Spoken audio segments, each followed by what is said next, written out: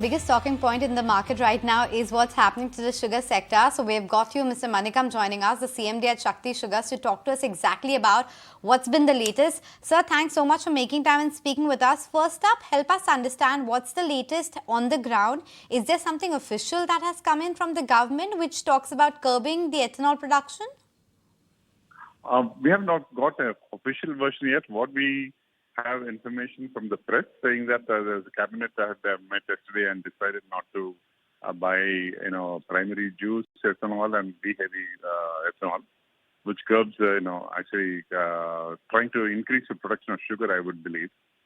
So we don't have any official information, but this is not surprising. I mean, this is usual for us to have an incentive declared, go and put the investment and then get our feet pulled out on the rest. That's normal.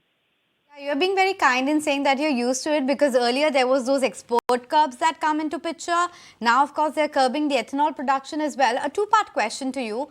One, do you think there's a genuine need right now in the country with respect to getting these curbs? The production, do you think, will be hampered to the extent that government has to resort to these measures? And secondly, how long do you think these curbs will continue for? Is it going to be just 3-4 months, or could it be 1-2 years as well?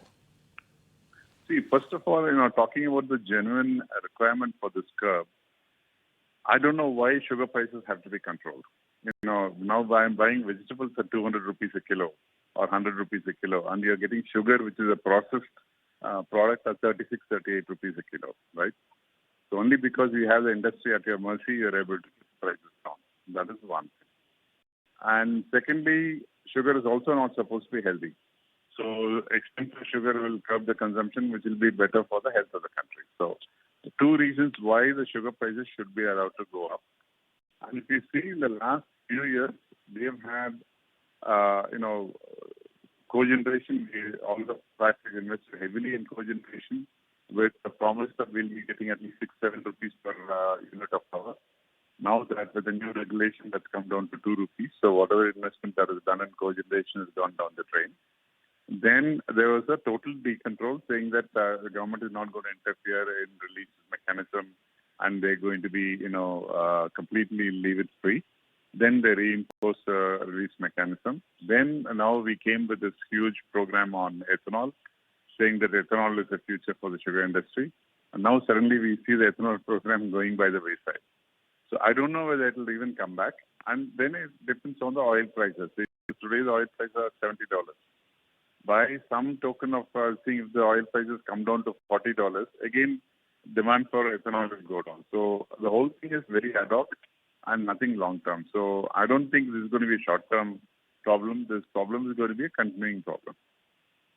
Right, Mr. Manickam, this is Vinny joining in the conversation as well. Obviously, you're saying that sugar prices go up, then obviously, that will stop people from eating sugar. But, in terms of regulations also, I just want to understand, given this uncertainty, one, obviously, just could you give us more details in terms of the supply issues that are there currently, as well as in terms of production for the sugar season for 23-24? How do you see that also shaping up? Do you expect a further decline there as well?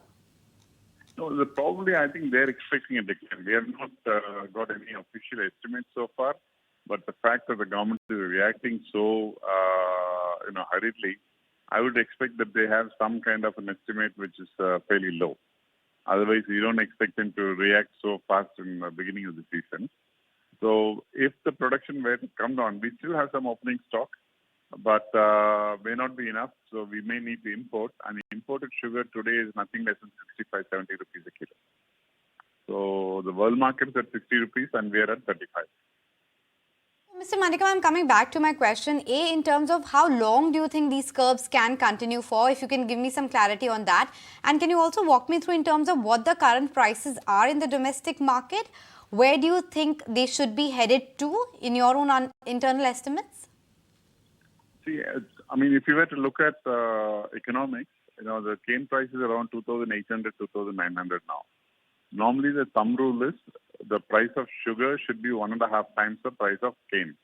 So if you're looking at 2,800, 900, we should be around 40 rupees plus, 40, 42 rupees for kilo of sugar for a break even. That is today at 37, 38. So we are already underwater. And to help the sugar prices, to be maintained low, they said they'll come out with an ethanol program and support the industry. Now, with the ethanol program also going away, I think the industry will be under a lot of pressure, particularly those people who have invested in huge investment for ethanol.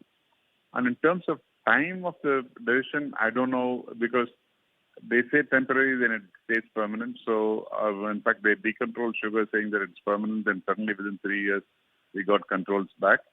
So, I don't expect, any time soon that this will reverse.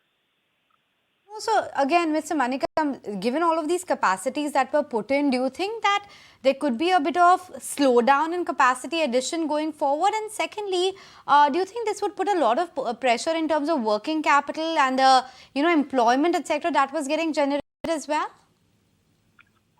There would be a lot of collapse. In fact, all the new factories who invested for ethanol will probably be under a lot of pressure now. I don't think the banks are going to be very kind in the way the banks are now. They would probably start pulling the plug immediately. So a lot of people who invested in ethanol will have a problem. And the government is talking about maize. Maize is not going to compete with sugarcane. It's not going to be that easy to make ethanol out of maize in large scale. So I think long term you will have a problem in the sector. A lot of the mills who have been looking at pure ethanol play and, based on alcohol and all that, they will have issues.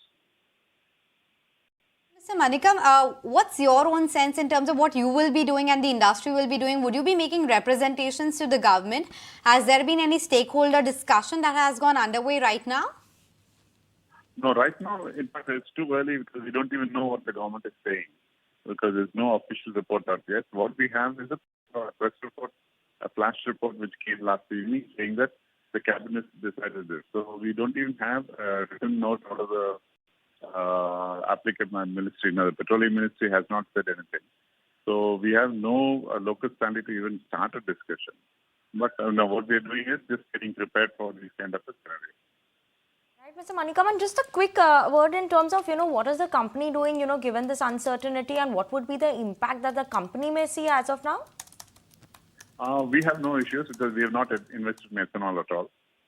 So we will stay as it is. We are not doing B-heavy or juices. So for Sakthi, there's no impact because we have been once bitten, twice shy. We had actually gone in for cogen and lost a lot of money on cogen. That was in 2008-9.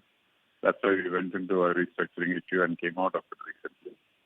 So we have not done any high funda investment, so we're okay. Sure, point taken. Okay, Mr. Manickam, thank you so much for making time and speaking with us. Really appreciate you joining us. But